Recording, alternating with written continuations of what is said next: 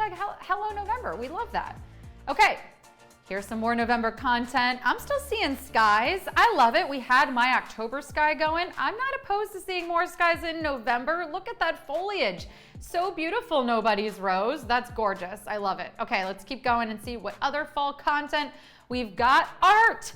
Art is always in style. It never goes out of season. Doesn't matter if the months change. This one's from Vinicius_S1.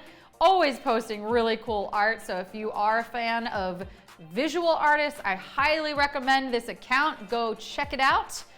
What else? I saw Mark Foote earlier saying he started hashtag 30 days of thanks. So if you want to say something you're grateful for, I jumped on that one today. Here's another fun one. Kitty content. There's a Catterday community that the Owl Queen started.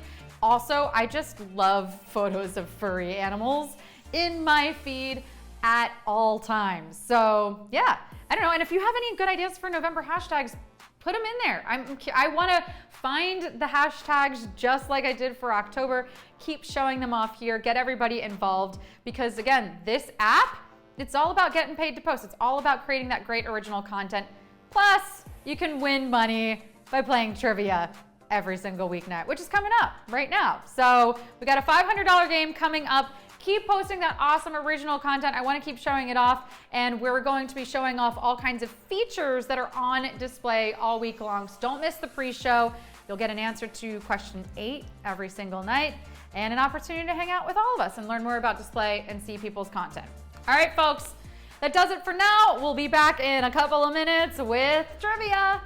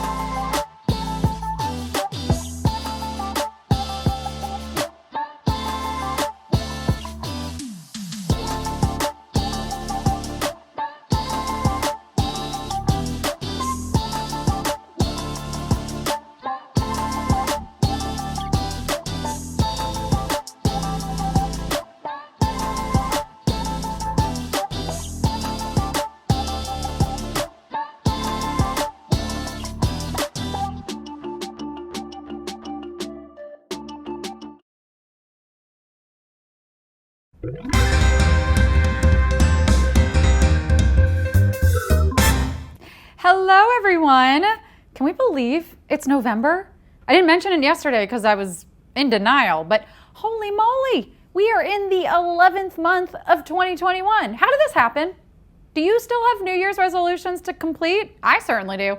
I have to win an Oscar, get on the New York Times bestsellers list, fly to the moon, and make my bed. What?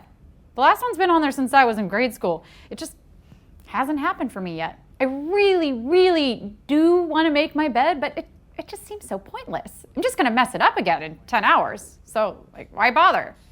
And that's why it's remained on my resolutions list year after year. What are some of your resolutions? Throw them in the chat. I can probably guess one or two. How about make more money? Well, you can do that by simply posting on display, right? A little passive income for you. Yeah? Well, tune into the pre-show every weeknight at 7:30 p.m. Eastern, right before trivia, to find out how.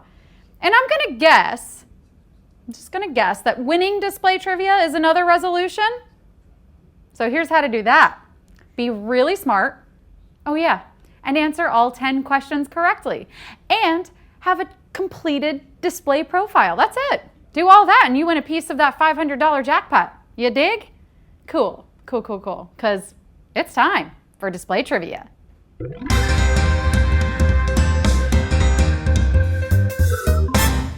Question 1. The Muppet, Miss Piggy, is what type of animal? An owl, a snake, a pig? The Muppet, Miss Piggy, is what type of animal? An owl, a snake, a pig? Miss Piggy? An icon when it comes to her species representation in film. We always knew that these critters were cute and cuddly and a little on the messy side, but who knew that they could be sexy? Yes, this diva's powers of seduction and her innate sensuality are always on display. Hey! She's a perfect lesson in if you got it, flaunt it. Yes, pig, slay! Wait, no. Oh my God, no, I shouldn't say that unless I want bacon. Is it bad? Is it bad that now I want bacon? Oh, come on, Sarah, that joke was tasteless. You know what's not tasteless? Bacon.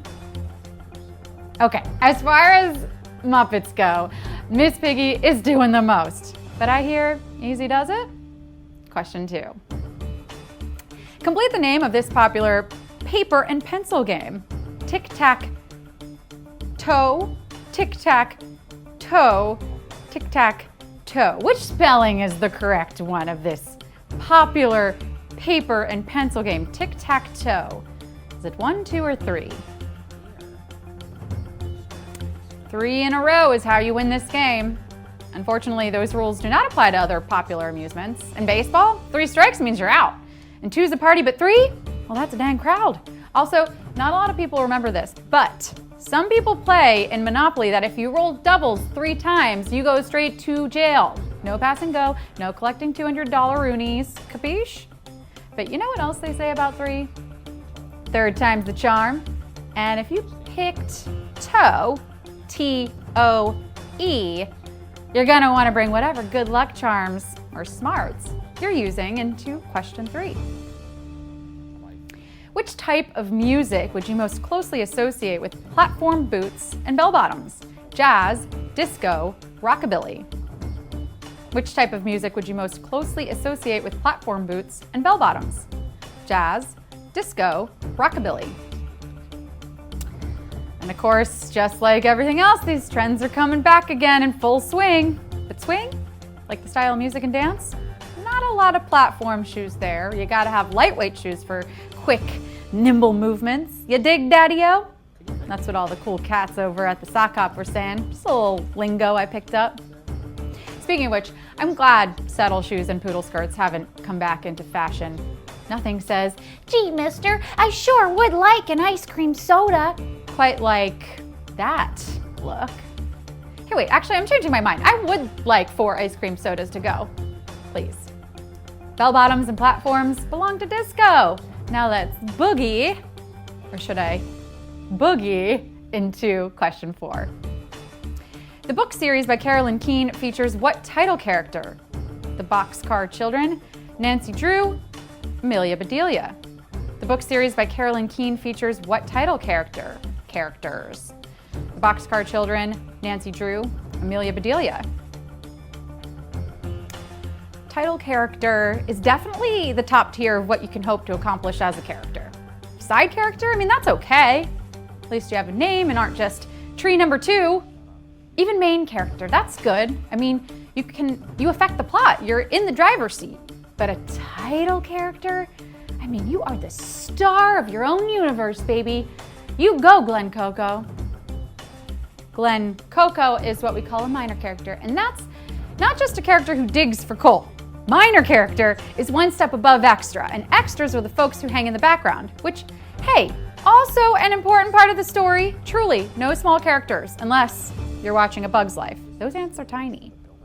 Keene's novels revolve around young sleuth Nancy Drew, and much like her, well, you all solved this one. Question 5. Actress Carrie Fisher's mother starred in all of the following films except Singin' in the Rain, Charlotte's Web, Annie Get Your Gun. Actress Carrie Fisher's mother starred in all of the following films except Singin' in the Rain, Charlotte's Web, Annie Get Your Gun. Look, I'm sure Annie had a good reason to keep a firearm on her, but I'm more of a pacifist. I think we should do a remake called Annie Get Your Water Gun. And it's just a movie about a really epic water day where Annie takes down all the other kids with a jumbo super soaker, and then they all cheer and eat homemade popsicles. Sound good? Did you guys ever have a water day growing up? For those of you who didn't, water day usually happened in the summer. Everyone wore swimsuits, and well, now that I'm older, I realize it was really just an excuse for the adults to turn on the hoses and say, have at it! Of course, Carrie Fisher's mother was Debbie Reynolds, and she starred in many Hollywood blockbusters, but never Annie Get Your Gun. Sorry, Water Gun. Question 6. The highest above-ground waterfall in the world is located on what continent? South America, Europe, Africa. What continent? South America, Europe, Africa. Which continent are we looking for here? Notice I did say above ground, which may seem a little silly, but technically the largest waterfall in the world is underwater. It's the Denmark Strait Cataract, and it's caused by warmer surface water crashing into the shores of Greenland, then cooling and falling 3,500 meters to the seafloor. Of course, above ground waterfall reminds me of above ground pool, which is definitely just a nice way of calling out a kiddie pool that got a little too big. I like my pools and my decision making the same way, grounded. And as for waterfalls, the bigger the better, baby. The biggest in the world is Angel Falls in Venezuela. Vamonos! Question 7. Which of the following is not one of the 7 deadly sins? Sloth, hypocrisy, gluttony. Which of the following is not one of the 7 deadly sins? Sloth, hypocrisy, gluttony. 7 deadly sins, not to be confused with the 7 dwarfs. You know, the ones that took in Snow White in her hour of need. Yeah, those guys. Sleepy, dopey, grumpy, sneezy, bashful, happy, and Doc. You know who I think named all the dwarfs? Doc, of course. Who else would give themselves not even a name, but a title and be like, yo, what's your biggest insecurity? I guess I'm always falling asleep at inappropriate times. Haha, you're sleepy. Next. Kind of a jerk move on Doc's part, if you ask me. And also a jerk move? Committing lust, pride, envy, anger, greed, wrath, and sloth. Look, I say we just consolidate them all down to one. Murder. Q8. Signed in 1494, the Treaty of Tordesillas included nations with all of the following present-day capitals except Madrid, Brasilia, Lisbon. Signed in 1494, the Treaty of Tordesillas included nations with all of the following present-day capitals except Madrid, Brasilia, Lisbon. Treaty is one of those words that sounds like it should be something a lot more fun than what it actually is. Wait, so we're not getting brownie bites and cupcakes?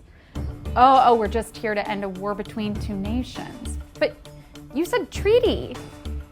Whatever, man, this is lame. Tell France they can do whatever they want. I'm going to my room. When in doubt, make muffins at war, right? But this treaty didn't end a war, it actually prevented it. It created an imaginary line north to south, yeah, just like you used to do with your little brother when you shared a room, and everything to the west went to Spain. Everything to the right went to Portugal. And although it created what would demarcate the future border of Brazil, Brazil wasn't really a thing yet. Spain, back on your side.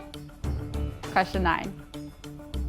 The candy bar made of peanuts, caramel, and milk chocolate flavored nougat shares a name with what celebrity's given name? George Herman Ruth, Frederick Austerlitz, Frances Ethel Gum. This candy shares a name with what celebrity's given name? George Herman Ruth, Frederick Austerlitz, Frances Ethel Gum. Candy bars are named after all different kinds of things. Milky Way, well, that's named after a galaxy. Payday, that one's named after the best day of the week. Reese's, those are named after the most genius man who ever lived, of course. It took a really evolved mind to put a mound of peanut butter ever so deliciously into a beautiful envelope of chocolate. Now that is the work of a genius right there. But the candy made with peanuts, caramel, and milk chocolate flavored nugget was potentially named for Mr. George Herman Ruth, aka Babe Ruth. Even though the company claimed, somewhat haphazardly, the candy bar had been named after Grover Cleveland's daughter. It's time for the final question. Question 10. The animal specimen originally known as 6LL3 was later named after what type of pop culture icon? Athlete, musician, comedian. Animal specimen originally known as 6LL3 was later named after what type of pop culture icon?